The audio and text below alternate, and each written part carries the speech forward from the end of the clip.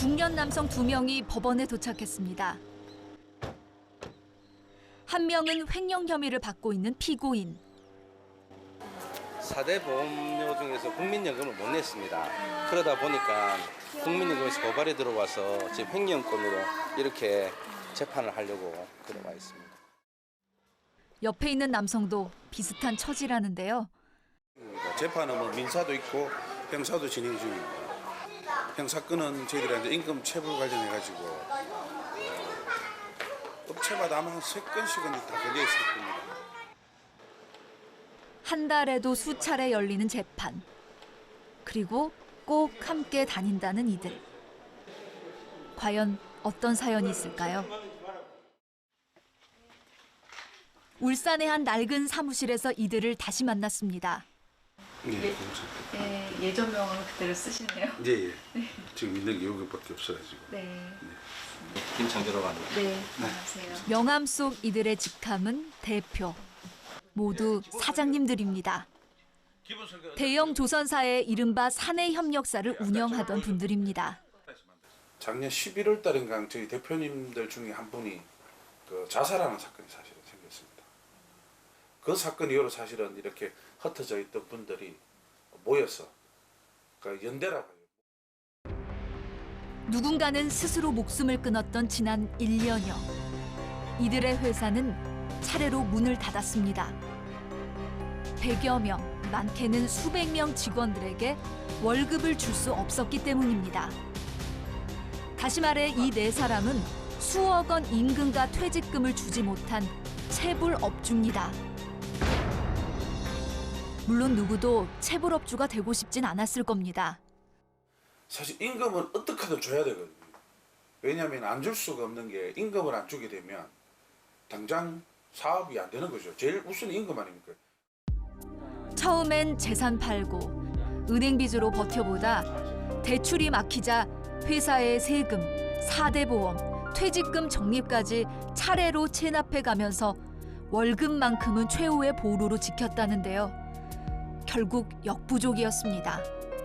그러다 보니까 끌고 나오다 도저히 외부적인 어떤 충격이나 이런 쪽으로 해서 갈 때까지 가서 아니할 말로 이제 뭐 금융권 대출 다 막히고 안 될 만큼 되고 나니까 이제 어쩔 수 없이 닫을 수밖에 없는 거죠. 비극의 시작은 지난 2010년 국내 대형 조선 3사가 벌인 무리한 저가, 과다 수주 경쟁이라는 게 이들의 주장입니다. 감당할 수 없는 선박 수주로 원청의 초기 계획과 설계가 계속 변경되고 심지어 했던 공사를 수차례 다시 하는 전에는 없던 현상이 벌어졌습니다. 100명이 들어가야 해야 된다 했던 거를 300명 넣고 200명 넣고 초과해서 인원을 넣는 거죠. 그럼 그 초과분에 대해서 돈을 받느냐 그걸 받지도 못하는 거죠. 저희는 배관을 하는데 최소 4번이 바뀌면 많게는 10번 이상이 바뀌어요. 그럼 이만큼의 공기라 그리고 이만큼의 또 사람이 투입되는 거와 이만큼의 시간과 이런 것들이 전부 낭비가 된다는 거예요. 하지만 하청은 그 대가를 제대로 받지 못했습니다. 이런 기성금 삭감이 2, 3년씩 이어져 왔습니다. 2014년 9월 달에 30%밖에 안 주는 거예요. 뭐에 대비 30%? 투입에 비해서 30%밖에 안 주니까 임금 자체가 안 되는 거죠. 임금. 말 그대로 뭐 운영을 못할 정도로 받았는데 아까 말씀드렸다시피 5월 달에 12억 받던 기성을 6월 달이라고 특별한 일이 없는데 5억을 받았습니다. 이 대형 조선사의 사내 하청업체 중 최근 도산한 9곳의 3년 평균 기성금을 계산해 봤더니 투입한 비용의 절반에 불과했습니다. 지금 저희들은 좀 일찍 나온 편이고요. 이제부터 시작이라고 봅니다.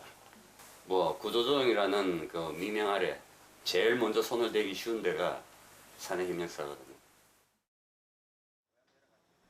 계속되는 법정 다툼에 지친 김창조 사장에게 오늘은 세상에서 제일 미안한 손님이 찾아왔습니다.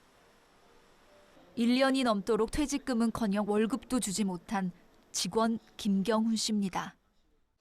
잘 지내시죠?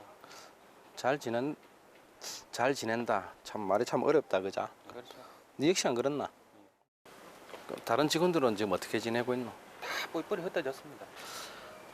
그 소리 들으니까 진짜 마음이 너무 아프네. 정말 너무 힘들다 보니까 세상이 이렇게 많이 변한다, 그죠?